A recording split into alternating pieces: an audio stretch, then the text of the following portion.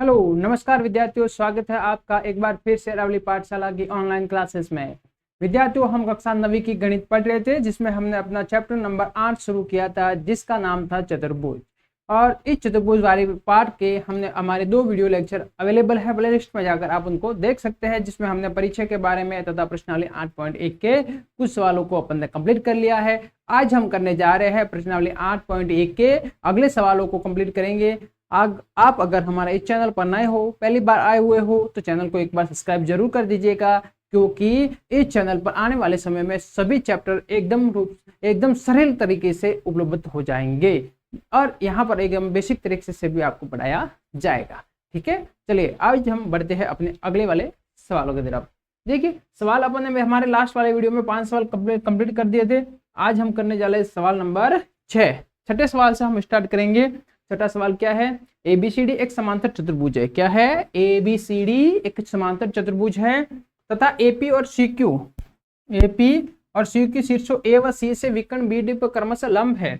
जैसे देखिए, एपी मतलब ये वाला शीर्ष ए से इसके ऊपर लंब है, विकर्ण बीडी पर लंब है, और ये सी से बीडी पर क्यों लंब है। ठीक है ना। आकृति दर्शाइए कि दर्शाना है, आपको प्रूव करना है। ए पी बी मतलब हम आपको ऐसे बता रहे हैं। देखिए, ए पी बी, ए वाला कौन सा है त्रिभुज? ए पी बी, ये वाला ट्रायंगल। ठीक है। और सी क्यू डी, ये दोनों ही ट्रायंगल आपको बताने हैं सर्वांगसम। ये वाला त्रिभुज और ये वाला त्रिभुज आपको सर्वांगसम सिद्ध करके बताने हैं। चलिए, इन त्रिभुजों को कैसे सर्वांगसम अपन सिद्ध करेंगे, इसके बारे में अपन देखते हैं आगे। चलिए, सबसे पहले मैं लिखूंगा यहाँ पर गिवन। क्या मुझे क्या दे रखा है? गिवन क्या है मुझे? देखिए,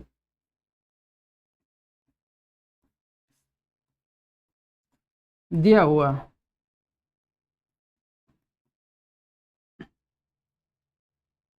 क्या लिखूंगा मैं? दिया हुआ। कि मुझे गिवन क्या है, दिया हुआ क्या है। देखिए, यहां पर इस वाले चतुर्भुज में क्या दिया हुआ है? देखिए, एक समांतर चतुर्भुज है। देखिए, यहां पर लिखूंगा समांतर चतुर्भुज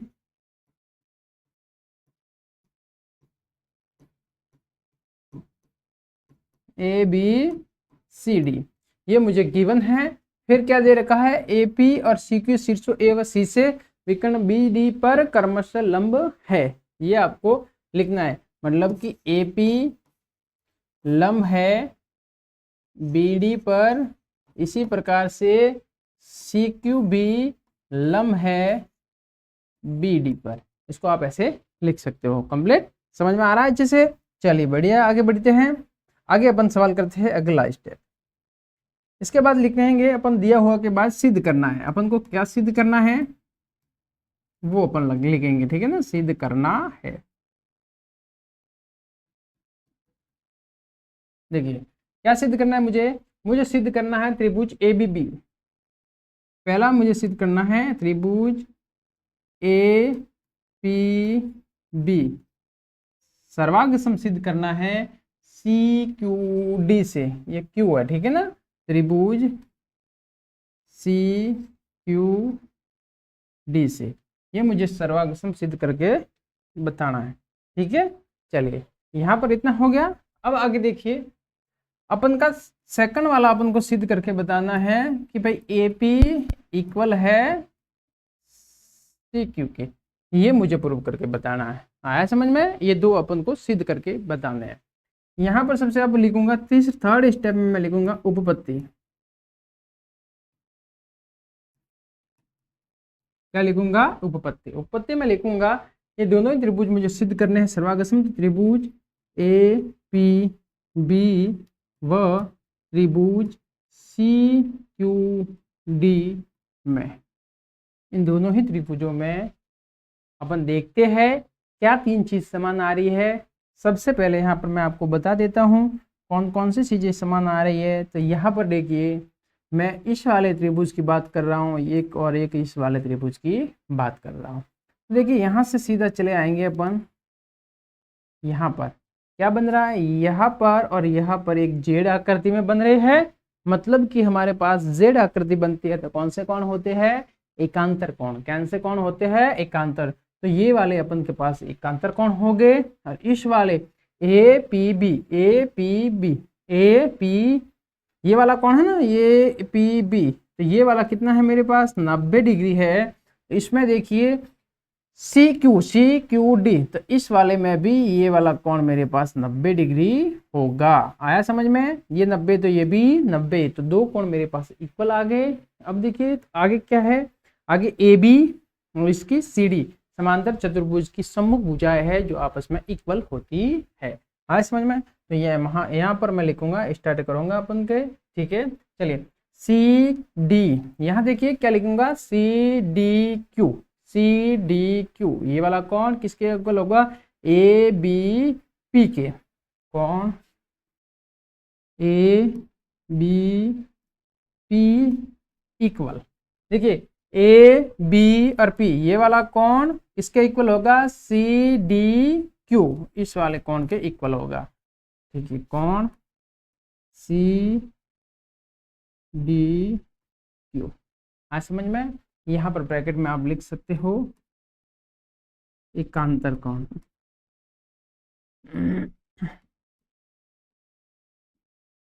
आया कंप्लीट समझ में।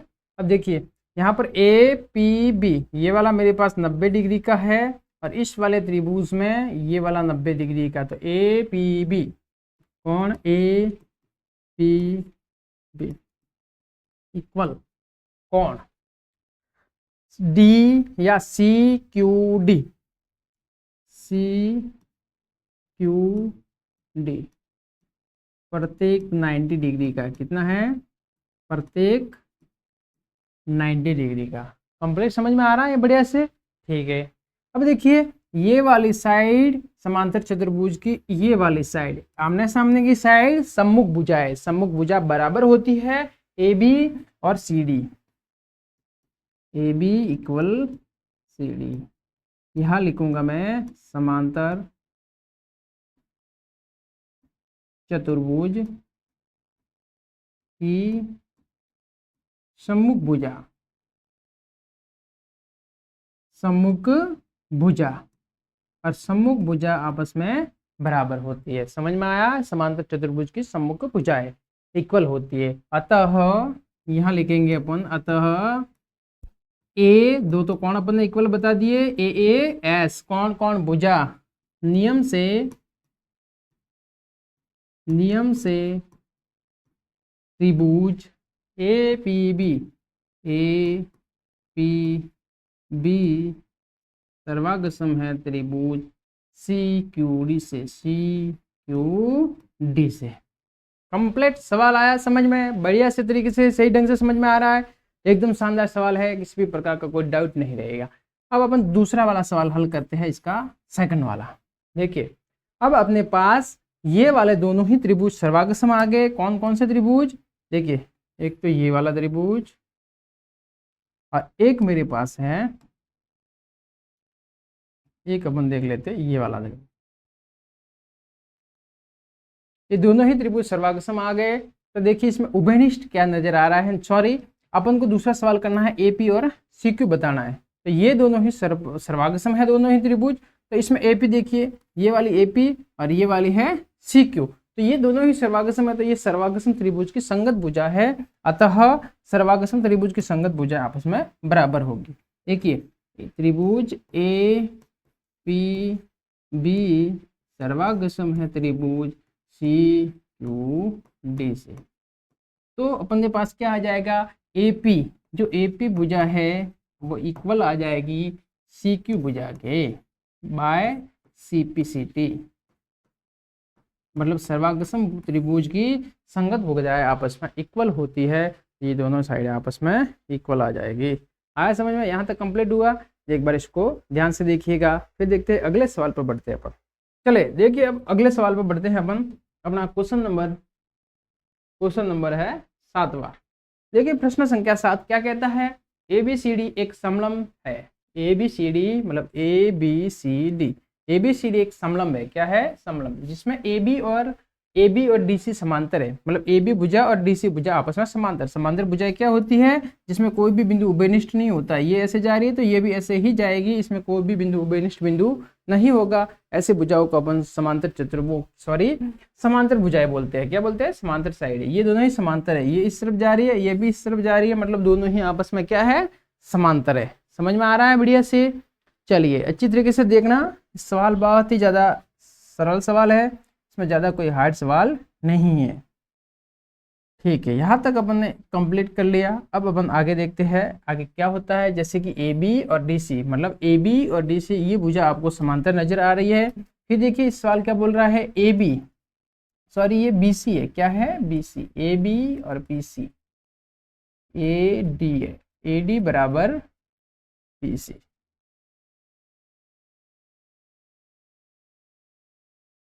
ए डी भुजा इक्वल है बी सी के। देखिए आकृति दर्शाइए कि एक कोण ए और कोण बी आपस में इक्वल है। कोण ए और कोण बी को आपस में इक्वल बताना है, कैसे बताएंगे? चलिए सबसे पहले अपन करते हैं। देखिए सबसे पहले मैं मान लेता हूँ यहाँ पर कोण 1 माना मैंने, यहाँ पर मैंने कोण 2 माना, यहाँ पर 3 माना और यहाँ पर मैंने कोण 4 माना। समझ में आ रहा है? 1 2 3 4 कोणों के नाम दे दिए मैंने, 1 2 3 4। आया समझ में? चलिए अब मुझे पहला वाला क्वेश्चन करना है। पहला वाला क्वेश्चन मुझे हल करके बताना है कि पहला वाला क्वेश्चन भाई कैसे करेंगे। यहाँ देखिए सबसे पहले अपन लिखेंगे दिया हुआ है, दिया हुआ है।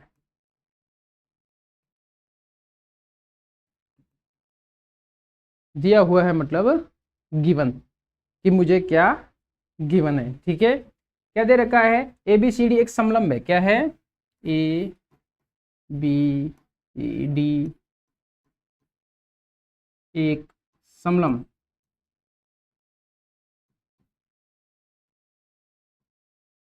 समलंब चतुर्भुज दे रखा है, जिसमें ए डी ए बी समांतर है डी सी के। फिर एक में दे रखा है ए डी इक्वल है बी सी के। ये मुझे गिवन है, दे रखा है। आगे बढ़ते हैं, आगे क्या है देखिए।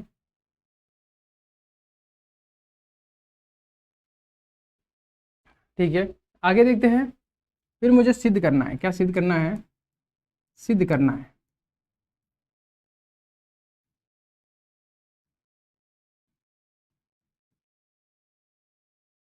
सिद्ध क्या करना है मुझे? सिद्ध करके बताना है। पहला पॉइंट है ए कोण ए। सभी जो पॉइंट सिद्ध करने वो लिख दो। कोण ए बराबर कोण बी, ये वाले भी आपको लिखना जरूरी है। दिया हुआ सिद्ध करना और उपपत्ति आपको ये क्रम वाइज लिखने जरूरी है कि एग्जामिनर चाहे तो इनके भी नंबर आपके काट सकता है। ठीक है, उसको अधिकार है। इस तरीके से आप क्रम वाइज सवाल कीजिएगा तो आपको गलत नहीं होगा, कोई नंबर आपके नहीं काट सकता। कौन सी और कौन डी? थर्ड क्वेश्चन है त्रिभुज ए बी सी सर्वागसम बताना है आपको। त्रिभुज A B B A D से। चलिए ठीक है, अब चौथा क्वेश्चन है इसमें A C equal B D. ये आपको सिद्ध करके बताना है। समझ में आ रहा है? चलिए बढ़िया। अब अपन लिखेंगे यहाँ पर उत्पत्ति। क्या लिखेंगे? उत्पत्ति।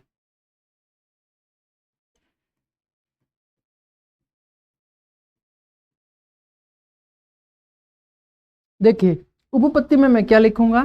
देखिए सबसे पहले मुझे देखिए, सबसे पहले अपन को क्या दे रखा है? ए बी समांतर है डी सी के। ए बी समांतर है डी सी के। यहाँ पर अपन उत्पत्ति से पहले एक रचना वाला पद कर देते हैं। क्या कर देते हैं? रचना वाला, जो आपके सवाल में भी दे रखा है। रचना क्या दे रखी है? रचना।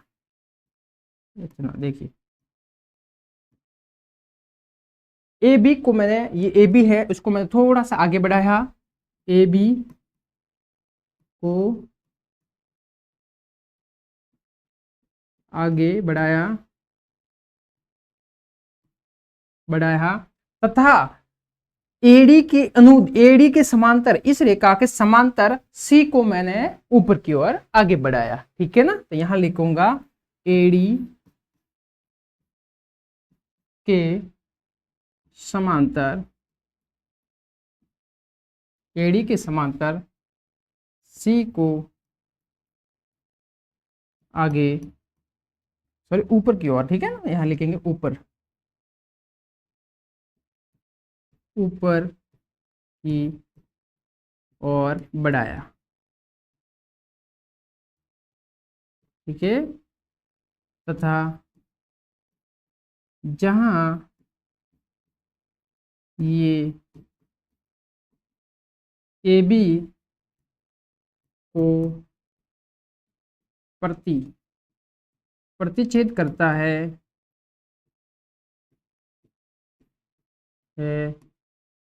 वह ई बिंदु रखा, क्या रखा, ई बिंदु रखा, उसका नाम मैंने दिया ई।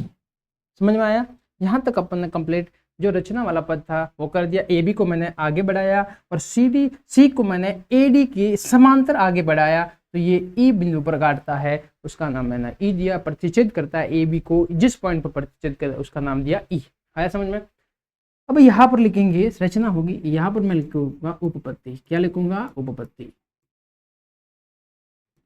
देखिए उपपत्ति में आप ध्यान से देखिएगा, उपपत्ति में क्या है, सबसे पहले अपन को एडी और समांतर दे रखा है, एडी समांतर डीसी के दे रखा है, एबी और डीसी समांतर है, एबी समांतर है डीसी, ठीक है। अब मुझे क्या दे रखा है, एडी इक्वल है, एडी है वो इक्वल है, जो एडी है वो बीसी के इक्वल है,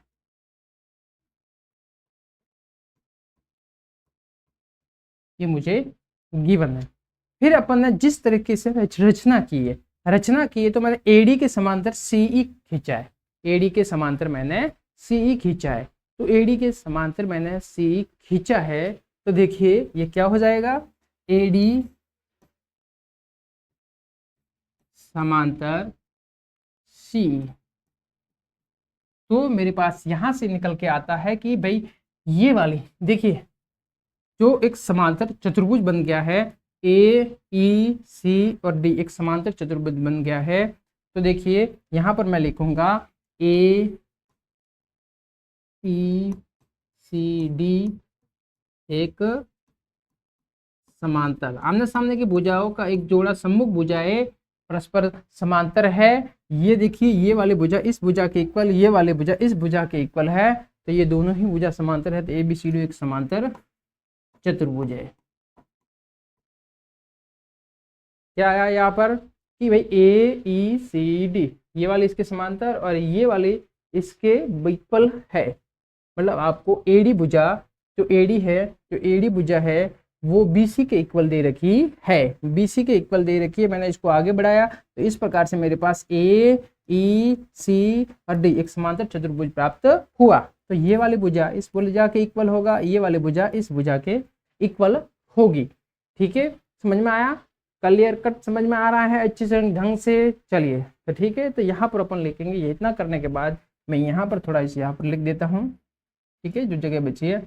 यहाँ पर आया, इस वाले को मैंने अपना समीकरण नंबर 1 दे देते हैं। क्या नाम दिया, समीकरण नंबर 1। अलग पेन से कर दे तो आपको समझ में आ जाएगा अच्छे से। देखिए ये वाला जो पहला था गिवन था उसको मैंने समीकरण 1 नाम दिया। क्या नाम दिया, समीकरण 1। अब देखिए एक समांतर चतुर्भुज है, तो समांतर चतुर्भुज में क्या होता है कि समांतर आमने सामने की भुजाएं क्या होती है, इक्वल होती है। क्या होती है, इक्वल होती है आमने सामने की भुजा। तो एडी भुजा सीई के इक्वल होगी और एई भुजा डीई डीसी के इक्वल होगी। तो यहाँ पर एडी इक्वल होगा, देखिए एडी इक्वल होगा सीई के। ये हो गया मेरे पास समीकरण नंबर 2। कौन सा समीकरण हो गया, ये समीकरण नंबर 2 हो गया। समझ में आ रहा है अच्छे से। अब देखिए समीकरण 1 और 2 से, समीकरण 1 व 2 से देखिए समीकरण 1 क्या था कि एडी बीसी के इक्वल है। किसके इक्वल है, एडी बीसी के इक्वल है। और दो क्या तक एडी सीई के इक्वल है, तो समीकरण एक, यहाँ एडी की जगह मैं बीसी लिख सकता हूं, फिर देखिए यहाँ एडी की जगह सीई भी लिख सकता हूं, तो मेरे पास आ जाएगा समीकरण 2 और 3 से बीसी इक्वल सीई। क्या आ गया? BC equal CE. यहाँ पर देखिए बीसी कौन से भुजा है? बीसी ये वाले भुजा है और सीई ये वाले भुजा है, आपस में भुजा बराबर आ गई। कंप्लीट, समझ में आया? ये अपन ने सिद्ध कर दिया कि ये भाई दोनों आपस में बराबर है। तो इसीलिए देखिए यहाँ से देखते रहते, दिखाई दे रहा है अच्छे से? ठीक है, कंप्लीट नजर आ रहा है? हाँ देखिए, तो त्रिभुज, अब मानते हैं अपन त्रिभुज लेते हैं बी सी ई में, बी सी ई में, इस वाले त्रिभुज में देखिए दो भुजा इक्वल आ गई, BC और CE इक्वल आ गई। तो देखिए भुजाएं इक्वल होने पर उनके सम्मुख बनने वाले कोण इक्वल होते हैं, तो इस भुजा के सम्मुख कोण 3 बनेगा, इस भुजा के सम्मुख कोण 4 बनेगा, तो आपस में ये दोनों ही कोण आपस में इक्वल होंगे। ठीक है, तो यहां मैं लिखूंगा कोण 3 इक्वल कोण 4। यहां लिखेंगे अपन सम्मुख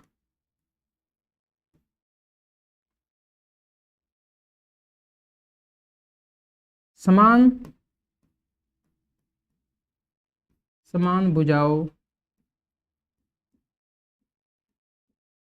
के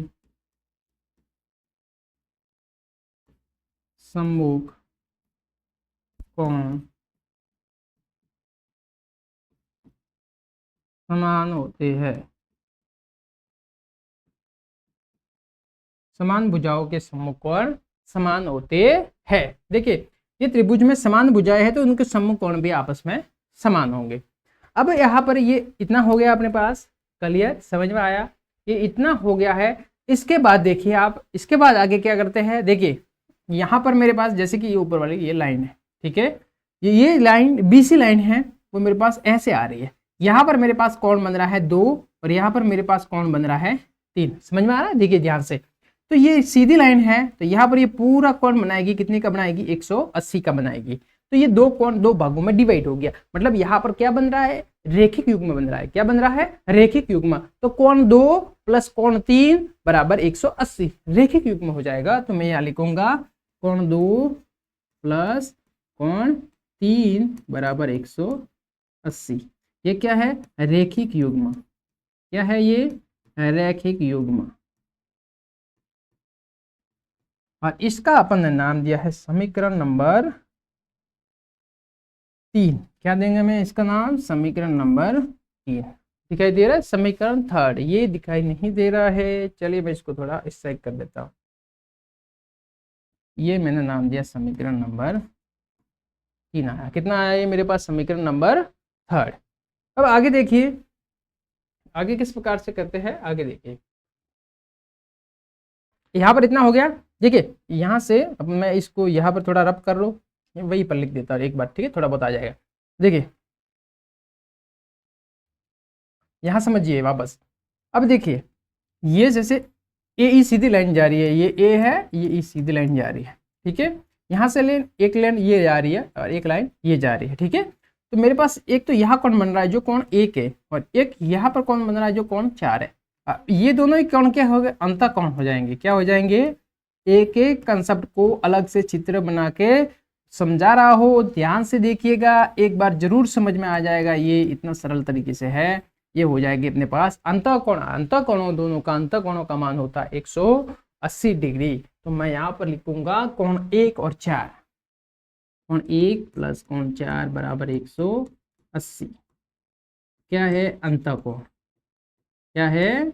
अंतः कोण। और ये मेरे पास हो जाएगा समीकरण नंबर 4। कौन सा समीकरण हो जाएगा? 4 समीकरण हो जाएगा। समझ में आया? कौन समीकरण 1 2 3 चारों को सारों अपने के ध्यान में रखिएगा। अब अपन सवाल आगे बढ़ रहे हैं। यहाँ से मैं रब कर रहा हूँ, आपको लिखना हो तो आप लिख लेना इसको वीडियो को पॉज करके, ठीक है। चलिए बढ़िया, ये अपना सी बिंदु था। चलिए ठीक है, देखिए आगे देखते हैं।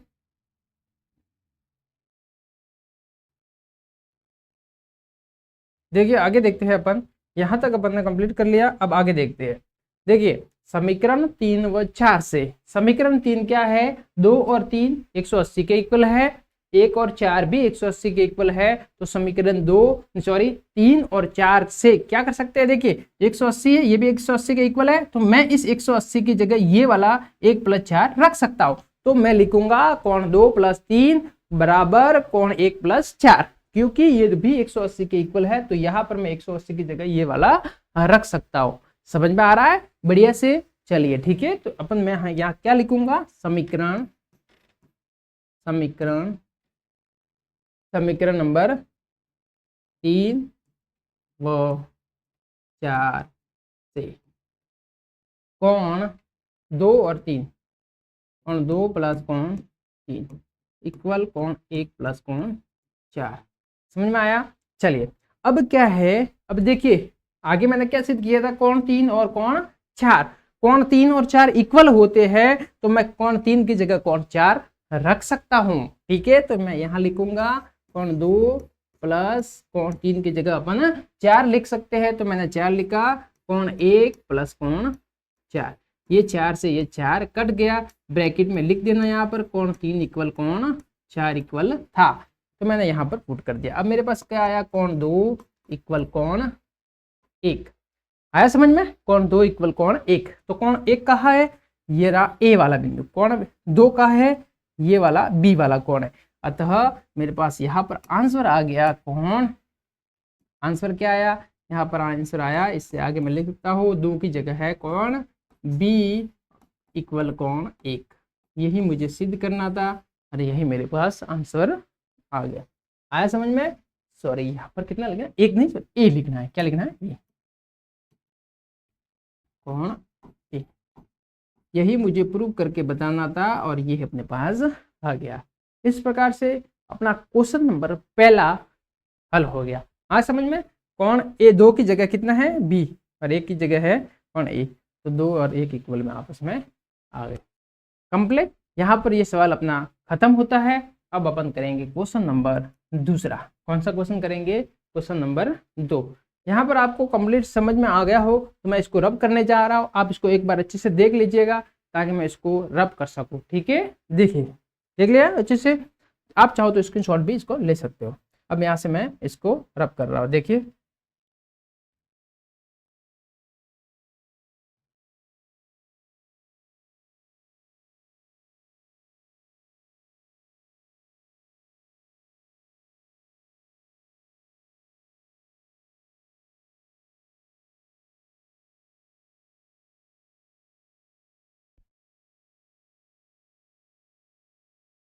चलिए अब अपन यहाँ से अपन करेंगे अपना क्वेश्चन नंबर दूसरा। कौन सा क्वेश्चन करेंगे, क्वेश्चन नंबर सेकंड वाला क्वेश्चन करना है। ठीक है ना, तो देखिए सेकंड वाला क्वेश्चन करने के लिए क्या करेंगे, देखिए ये यहाँ पर आप देखिए एक नज़र से ध्यान से देखिएगा, यहाँ पर ये लाइन है, एक लाइन ये है, ठीक है ना, ये एक वापस लाइन आ गई, तो ये वाला कोण और ये वाला कोण, जैसे मेरे पास ये एक है, यहाँ पर मैंने डी है, डी माना, ठीक है ना, ये दोनों भी कोण कैसे कोण है, अंत कोण है, ये यहाँ पर अपन को दिखाई दे रहे हैं, एक और टी, ठीक है, दिखाई दे रहा है अंत कोण। तो मैं यहाँ पर लिखूंगा कोण 1 + कोण डी बराबर 180।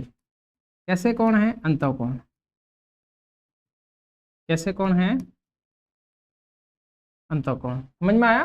चलिए इसको आप समीकरण अपन 4 तक पहुंचे, इसका नाम देते हैं समीकरण 5। क्या नाम देते हैं इसका, नाम समीकरण 5। फिर आगे देखिए इसी प्रकार से अपने ये वाला बी देखिए, ये वाला और एक ये वाला देखिए सी वाला कोण, ये दोनों ही आपस में ये भी अंतःकोण हो जाएंगे। कैसे हो जाएंगे, अंतःकोण। तो कोण 2 + कोण सी बराबर 180 डिग्री। क्या है, 180 डिग्री। ये वाले भी कैसे कोण है, अंतःकोण। कैसे है, अंतःकोण। और इस वाले को अपन मान देते हैं समीकरण नंबर 6। कितना माना अपन का, समीकरण नंबर 6। दोनों ही 180 के इक्वल है। यहाँ मैं लिखूंगा समीकरण 5 व 6, समीकरण 5 व 6 से, 5 में से दोनों को 180 के इक्वल रखना है। 1 + कोण डी बराबर कोण 2 प्लस कोण सी। ठीक है, अब देखिए अपन ने जस्ट इसके आगे वाले सवाल में अपन ने क्या सिद्ध किया है कि कोण 1 और 2 आपस में इक्वल होते हैं। मैंने ये किया, यहाँ पर मैं इसको रब कर रहा हूँ। ठीक है, यहाँ पर मैंने क्या सिद्ध किया था, यहाँ पर कोण ए इक्वल सिद्ध किया था कोण बी। ये कैसे सिद्ध हुआ था कि कोण 1 इक्वल था कोण 2 के। ये अपन ने जस्ट इसके अगले वाले सवाल में सिद्ध किया है कि भाई कोण 1 इसके 2 के इक्वल होता है। तो मैं 1 की जगह 2 लिख सकता हूँ, तो कोण 2 प्लस कोण डी बराबर कोण 2 प्लस कोण डी। ब्रैकेट में लिख देना, कोण 1 बराबर कोण 2 इक्वल थे, ये 2 से ये 2 कट गया, कोण डी इक्वल कोण सी। ये अपन के प्रूव करके बताना था, तो अपन ने इसको सिद्ध कर दिया। आया समझ में? ये वाला अपना दूसरा सवाल भी इस प्रकार से कंप्लीट होता है यहाँ पर। कंप्लीट, ठीक है, बढ़िया से। अब अपन करेंगे इसका अगला वाला क्वेश्चन नंबर 3, तो दोनों ही त्रिभुजों का आपस में सर्वागसम सिद्ध करना है। ठीक है, चलो यहाँ तक अपने हो गया। अब अपन देखते हैं आगे आगे इसको कैसे करते हैं। चलिए, हो गया सवाल कंप्लीट। अब आगे देखिए, अब मैं इसको रब कर रहा हूँ।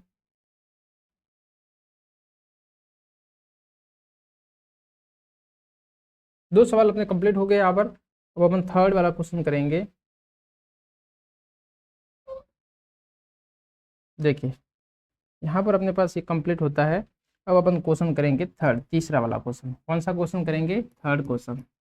थर्ड क्वेश्चन में क्या है, त्रिभुज ए बी सी व त्रिभुज बी ए डी में इन दोनों त्रिभुजों को अपन को सर्वागसम सिद्ध करना है। ये त्रिभुज तो अपन को दे ही नहीं रखे। तो देखिए यहाँ पर देखिए त्रिभुज कौन से है, यहाँ से एक लाइन आपको ड्रॉ करनी है त्रिभुज बनाने के लिए। यहाँ से विकर्ण बनाने हैं, ये AC वाला बना दिया। एक और विकर्ण बनाना है, चलिए ये वाला लाइन अच्छी नहीं है, यहाँ से मैं बना ले रहा हूँ। ये वाला बना दिया, एक ये वाला बना दिया। तो मेरे पास देखिए ABC त्रिभुज लेना है। तो ABC त्रिभुज कौन सा है, यहाँ पर देखिए ABC मतलब ये वाला त्रिभुज, ABC वाला त्रिभुज। दूसरा त्रिभुज कौन सा है, दूसरा त्रिभुज भी याद देख लीजिए, BAD, BA और D।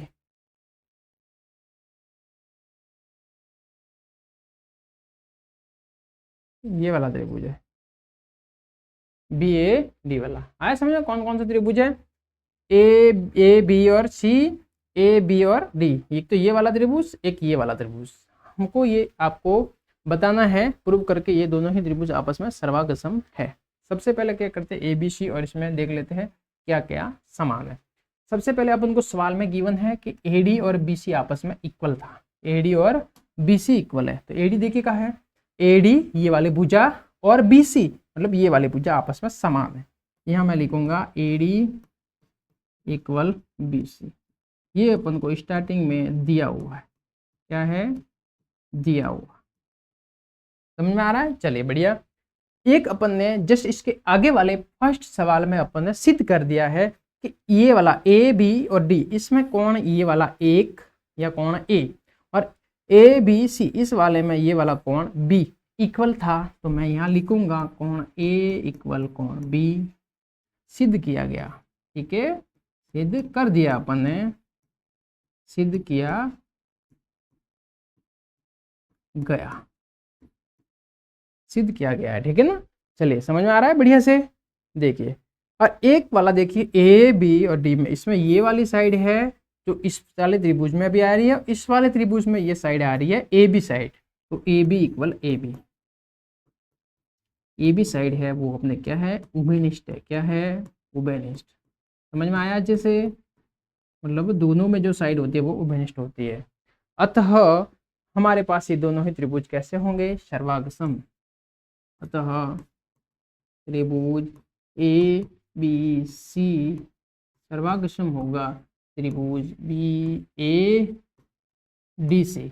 बाय रूल, कौन सा नियम लगेगा, बाय रूल SAS। भुजा कोण भुजा नियम से दोनों ही त्रिभुज आपस में सर्वागसम हो गए। अब अपन को बताना है AC और BD के बारे में। तो AC वाली ये भुजा, BD वाली ये भुजा, दोनों ही त्रिभुज आपस में सर्वागसम है, तो ये भुजा तो आपस में बराबर होगी। ये मैं लिखूंगा क्वेश्चन नंबर 4 का आंसर कि भाई ए त्रिभुज ABC सर्वागसम अपन ने सिद्ध किया है त्रिभुज BAD से। तो इसमें AC भुजा होगी वो BD के इक्वल होगी। क्या नियम लगेगा? By CP/CT, corresponding part of conjugate triangle. सर्वागसम त्रिभुज के संगत भाग होते हैं वो आपस में बराबर होते हैं। इस प्रकार से इस क्वेश्चन के चारों चार क्वेश्चन अपन ने कंप्लीट एकदम सरल तरीके से हल कर दिए हैं। उम्मीद करते हैं यहाँ तक कि ये वीडियो आपको अच्छी लगी हो, ये वीडियो अच्छी लगी हो, हमारी मेहनत आपको पसंद आई हो, तो हमारे वीडियो को ज़्यादा से ज़्यादा लोगों तक शेयर कीजिएगा, क्योंकि ऐसे ही वीडियो, शानदार वीडियो आपके लिए बहुत ही जल्द हम सभी पूरे कोर्सेस आपके साथ लेके आएंगे, वो भी बिल्कुल फ्री। धन्यवाद, मिलते हैं अगली वीडियो में। चलिए बाय।